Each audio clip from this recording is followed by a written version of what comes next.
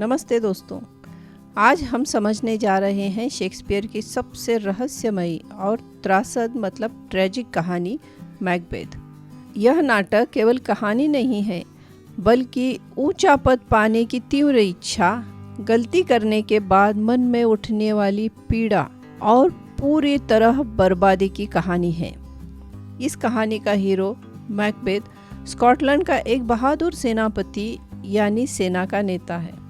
उसने राजा डंकन के लिए भीषण युद्ध जीता है। लौटते समय उसे मिलती है 3 अजीब चुड़ैलें मतलब जादू टोना करने वाली औरतें। वो 3 चुड़ैलें भविष्यवाणी करती हैं। क्या भविष्यवाणी करती है? तो पहली चुड़ैल कहती है, मैकबेथ तू ग्लॉमिस का मालिक है। दूसरी कहती है, मैकबेथ तू काउडर का मालिक है। और तीसरी कहती है, मैकबेथ तू एक दिन राजा बनेगा।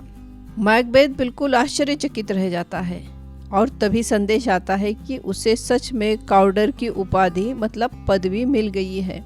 अब उसके मन में यह सवाल उठता है कि क्या सचमुच वो राजा बनेगा? फिर महत्वाकांक्षा मतलब एम्बिशन उस पर हावी हो जाती है। मैकबेथ यह सब अपनी पत्नी लेडी मैकबेथ को बताता है। लेडी मैकबेथ और भी महत्वाकांक्षी हो जाती है। लेडी मैकबेथ कहती है, अगर किस्मत तुम्हें राजा बना सकती है तो हमें भी उसका रास्ता आसान करना होगा। इसका मतलब होता है कि अब वे राजा डंकन की हत्या या मर्डर करेंगे। वे उसके मर्डर का प्लान बनाते भी हैं। एक दिन राजा डंकन मैकबेथ के महल में ठहरता है। लेडी मैकबेथ पहरेदारों को शराब पिलाकर सुला देती है। मैकबेथ कांपते हाथों से खंजर उठाता है और घबरा कर कहता है, क्या यह खंजर सच है या मेरे मन का भ्रम है मतलब इल्यूजन है? और फिर वह राजा डंकन की हत्या कर देता है। सुबह होते ही महल में पूरा शोक छा जाता है। पूरे महल में दुख और रोना दिखता है। राजा डंकन की मौत के बाद अब मैकबेथ राजा बन जाता है, लेकिन अपराध बोध मतलब गिल्ट से कोई नहीं बच सकता। राजा बनने के बाद भी उसे चैन नहीं मिलता। चुड़ैल ने उसे कहा था कि बैंको का वंश आगे राज करेगा। बैंको कौन था? तो वह मैकबेथ का दोस्त था और सेना में भी था। वह राजा डंकन के प्रति वफादार था और उसने मैकबेथ के राजा बनने की भविष्यवाणी सुनी थी। बाद में मैकबेथ ने अपनी गद्दी सुरक्षित करने के लिए बैंको की हत्या कर दी, क्योंकि बैंको के वंशज राजा बनने वाले थे और यह बात चुड़ैल ने मैकबेथ को बताई थी। तो बैंको के वंशज आगे राजा न बने, इसलिए वह बैंको को मरवा देता है। लेकिन अब हर जगह उसे बैंको का भूत दिखाई देता है। मैकबेथ डर कर कहता है, ये खून मेरे हाथों से कभी नहीं छूटेगा।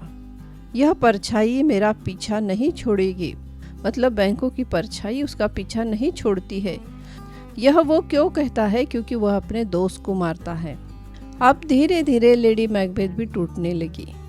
शुरू में वह बहुत साहसी निडर लगती, लेकिन उसने जो अपराध किया था उसकी वजह से उसका मानसिक संतुलन बिगड़ जाता है। मानसिक संतुलन मतलब मेंटल बैलेंस।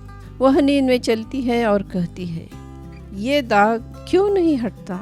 यह खून मेरे हाथों से चिपक गया है। आखिर में वह पागल हो जाती है और आत्महत्या कर लेती है। अब मैकबेथ का अंत नज़दीक आ जाता है। उसके खिलाफ मैकडफ और मैल्कम सेना लेकर आ जाते हैं।